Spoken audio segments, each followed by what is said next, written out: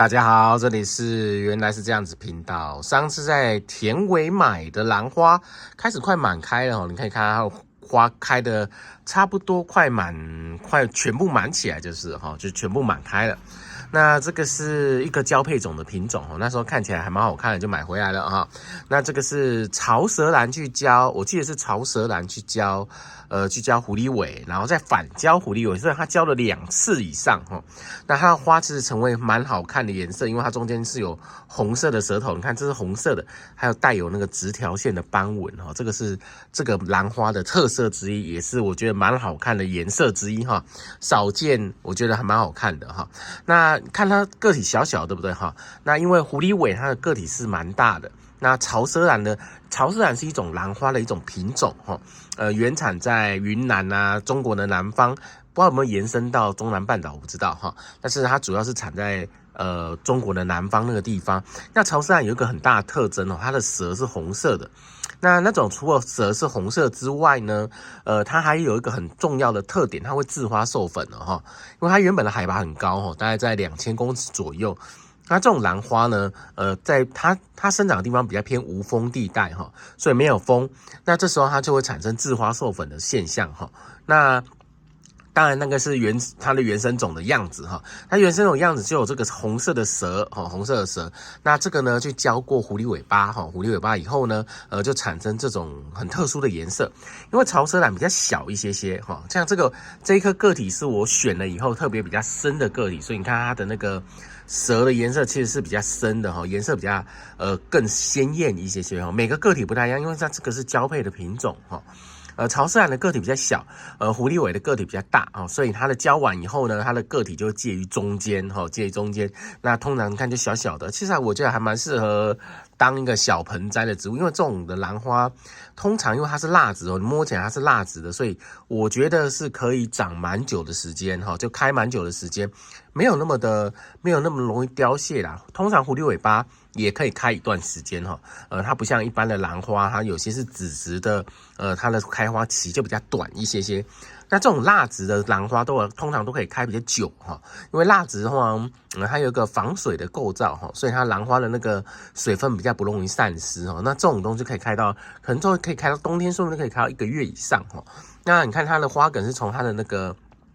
枝条旁边抽出来哈，抽出来以后，开始到顶端开花哈，这成为一个这个算是一种花序啊哈，就这样，它是这样散的开哦，这是还蛮漂亮的哈。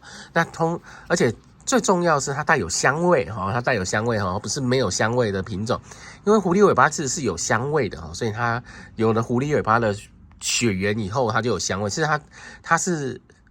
大潮蛇兰啊，大潮蛇兰去交狐狸尾。最后再反交狐狸尾哈，所以其实它交过2次的狐狸尾巴，所以你看它植株是很像狐狸尾巴哈，非常非常的像哈，所以这也是因为多次交配后的结果哈。那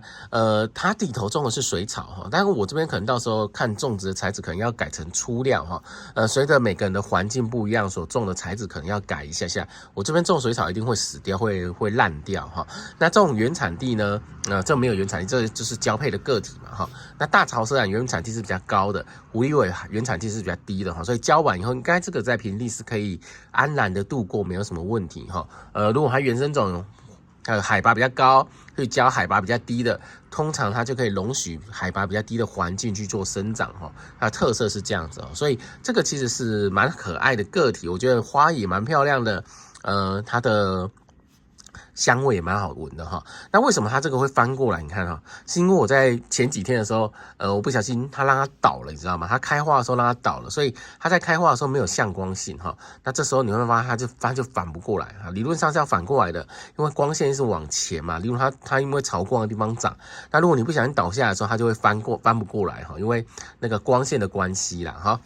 好 ，OK， 那这个照顾起来，我觉得应该不是非常的难啦，只是它很可爱哈，小小的一个小小的个体，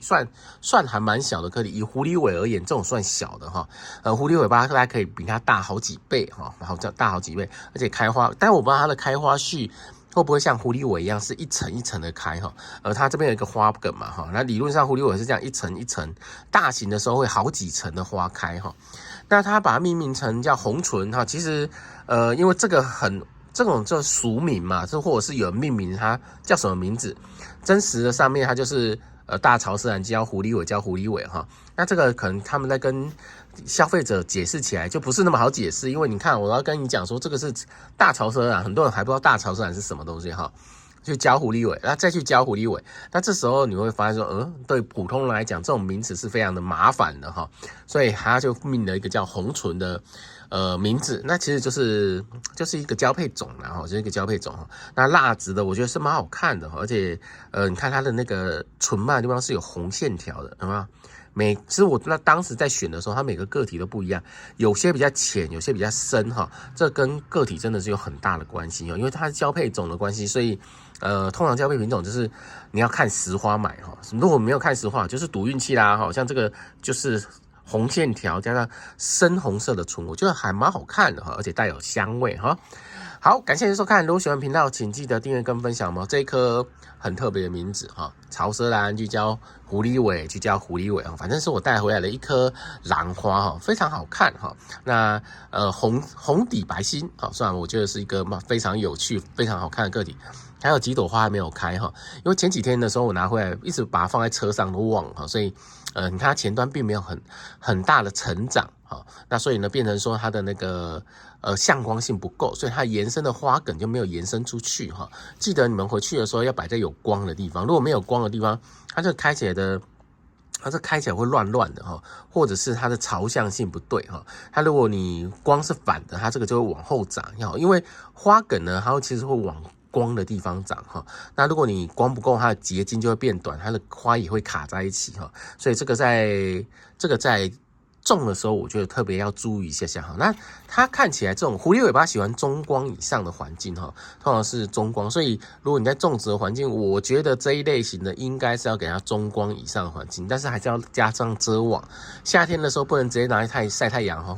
会晒伤哈，因为我之前狐狸尾巴就有晒伤过的经验哈。虽然我没有什么种狐狸尾啦哈，那冬天的时候其实狐狸尾是比较怕冷的，但是冬天还是要浇水哈。你不浇水，它叶子会脱叶哦，这个底部的叶子会掉，所以其实基本上冬天就算寒流的时候，他们也会建议狐狸尾系列要浇水哈。因为我那时候问那个专门种狐狸尾巴的那个大哥，就是杨大哥，台南的那个一个兰园的杨大，他们专门种狐狸尾巴，他说是寒流的时候反而要浇水，不浇水它会脱裤子，会掉叶子哈，因为那个干燥太夸张了，他们会受不了会掉叶子，所以反而在寒流的时候，我们有时候觉得说不要浇水，但是狐狸尾巴这一系列，他们的认知是觉得寒流的时候还是要浇水啦哈。好，感谢收看，如果喜欢频道，请记得订阅跟分享嘛，这个是一个很漂亮的交配品种。好，那我们下次见，拜拜。